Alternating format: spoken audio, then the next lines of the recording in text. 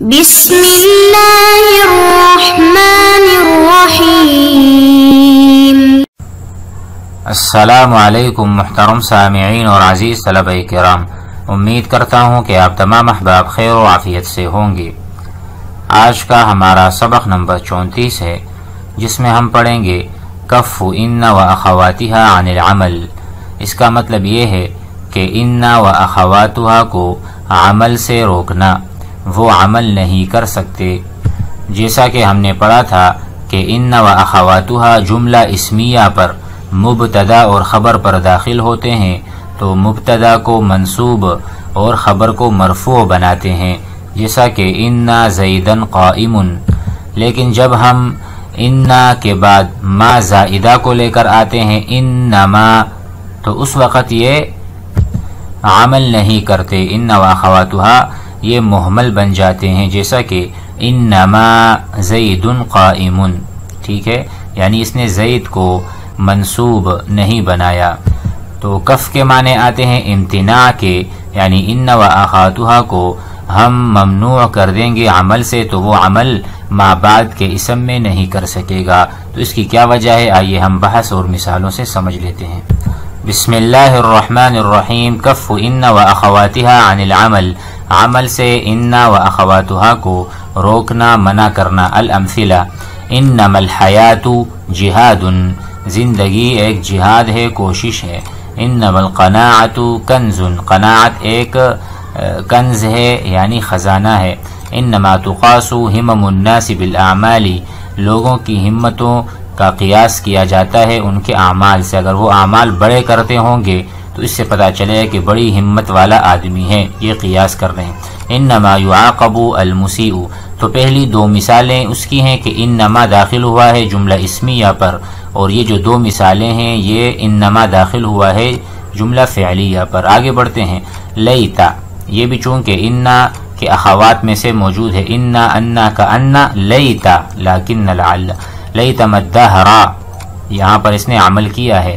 لیتم الانسان، یہاں پر بھی لیتا نے عمل کیا ہے، لیکن دو مثالیں دیکھیں بعد میں، لیتم السرور دائم، لیتم الشباب راجع، کاش کے جوانی جو ہے وہ لوٹ آتی۔ اب بحث سے سمجھ لیتے ہیں کہ اس میں یہ وجوہات کیوں ہیں، انما اور لیتما میں کیوں فرق ہے۔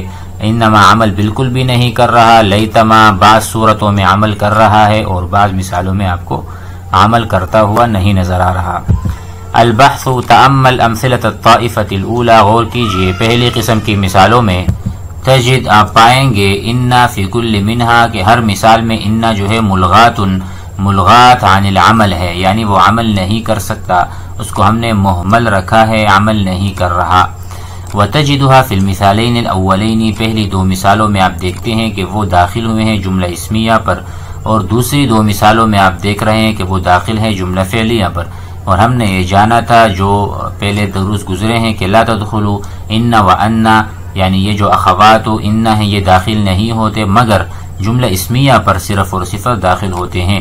وَإِذَا دَخَلَتْ عَلَيْهَا، اور جب داخل ہوتے ہیں جملہ اسمیہ پر، نصبت الاسم، اسم کو منصوب بناتے ہیں، ورفعت الخبر، خبر کو رفع دیتے ہیں۔ فَمَا الَّذِي أَبْطَلَ، تو اب کیا ہوا ہے جس نے باطل کر دیا عملها، اس کے عمل کو، یعنی ابطل العمل، عمل کو باطل کر دیا، عمل نہیں کر رہے، یہ ان و اخواتہ۔ وجہ کیا ہے، وَأَزَالَ اختصاصها، اور اس کے اختصاص کو بھی ختم کر دیا۔ اختصاص کیا تھا کہ داخل ہوں گے صرف اور صور جملہ اسمیہ پر، بالدخول علی الاسماء، پہلے ہم نے کہا تھا کہ یہ صرف جملہ اسمیہ پر داخل ہوتے ہیں۔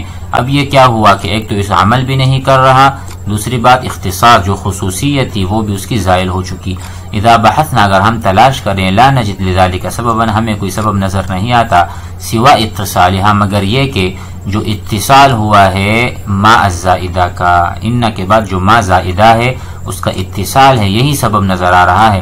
فہی التی کفتها عن العمل، ما زائدہ نے اس کو عمل سے روکا ہے۔ وہی التی ازالت اختصاصها بالاسماء، اور اسی نے اس کا اختصاص یعنی چھین لیا ہے۔ ومثل ان فی ذلك ان، اور ان کی طرح ان بھی ہے، لیکن بھی ہے، کأن بھی ہے، لعل بھی ہے، یعنی اس کے بعد اگر ما آ جائے فهذه الاحرف الخمسه متى اتصلت بما، جب کبھی بھی اس کا اتصال ہوگا ما زائدہ کے ساتھ، بطل عملها، اس کا عمل باطل ہو جائے گا، وزال اختصاصها بالاسماء۔ تأمل امثلۃ الطائفۃ الثانیہ، دوسری قسم کی مثالوں پر غور کریں. تجد لیت داخل علی المبتدأ والخبر فی کل مثال، ہر مثال میں مبتدا خبر پر لیتا داخل ہے. ولکنھا عاملۃ فی المثالین الاولین، پہلی دو مثالوں میں لیتا عمل کرتا ہوا نظر آ رہا ہے.